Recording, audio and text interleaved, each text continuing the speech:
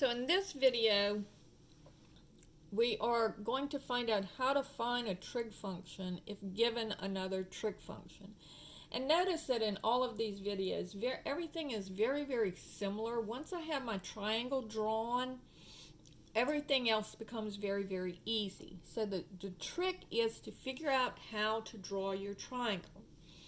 So if I say the sine of theta is equal to 7/12, and I know that I am in quadrant 2.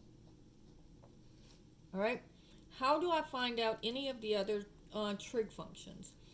And let's say that I'm looking for the cotangent of theta. So what is the cotangent of theta? So first of all, they're telling me that I'm in quadrant 2. So I'm just going to go ahead and draw a triangle in quadrant 2. And again, always remember, you go to the x-axis. You never draw it horizontally. You always draw this line vertically. All right. So what does this tell me? Well, what is the sine of theta? It is the opposite over the hypotenuse. Right? And so what does that tell me? It tells me that the opposite is 7 and the hypotenuse is 12. All right? So now I have to use the Pythagorean theorem to find out this other side. Now notice I'm given c. So this is going to be a squared plus b squared equals c squared. So that would be 7 squared plus b squared equals 12 squared. 49 plus b squared equals 144. So subtracting 49, I get 95 equals b squared. And then take the square root of both sides. And remember, this is actually plus or minus here. So I get plus or minus the square root of 95. And so notice in this case I'm going in the negative x direction because I'm not in the first quadrant, so something's negative, and this is it, square root of 95. All right, so now the cotangent is the reciprocal of the tangent, and here's my little reference angle, theta reference.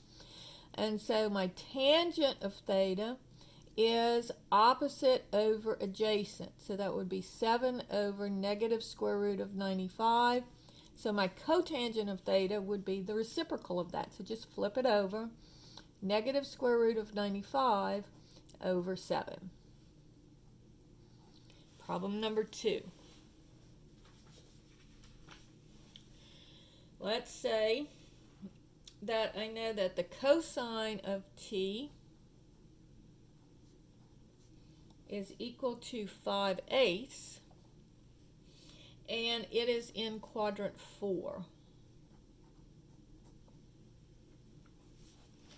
So on this one, I know I'm in quadrant 4, so I'm just going to draw my triangle in quadrant 4, so that kind of helps there. Now this says this is my cosine of theta. So this, it says my adjacent is 5, because cosine is adjacent over hypotenuse. So my adjacent is going to be 5, so that's the one right next to it. And my hypotenuse is going to be 8. So now again, I need to figure out this other side. So this is going to be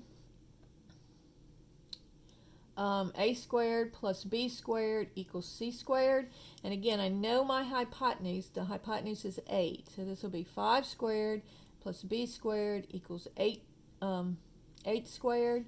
So 25 plus b squared equals 64. Subtract the 25. And I get b squared is equal to 39. So b is going to be plus or minus the square root of 39. So this is going to be the square root of 39. I'll write it in here. And notice it's going down, so this is going to be negative. Now let's say that I'm trying to find out what is the cosecant of t. So that's my question. So the reciprocal of the cosecant is the sine. So the sine of t is opposite over hypotenuse. So that would be negative square root of 39 over 8. So my cosecant would be 8 over negative square root of 39. Okay? Now, if I want to rationalize that, I can. And again, you don't really have to do this, but I'm going to show you how to do it. Don't worry about the negative. I just multiply by whatever that denominator is. And this gives me 8 times the square root of 39. And then this is the square root of 39 squared. So the square and the square root undo each other. And then I just leave the negative there. All right? So that is how you find trig functions if you're given another trig function. So you look at it and you say, okay, first what quadrant am I in? And I draw my triangle. Then I say, what information am I given?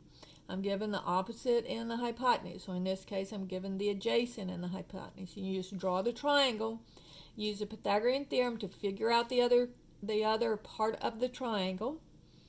And then once you've done that, then you can just read off what the opposite, the adjacent, and the hypotenuse are.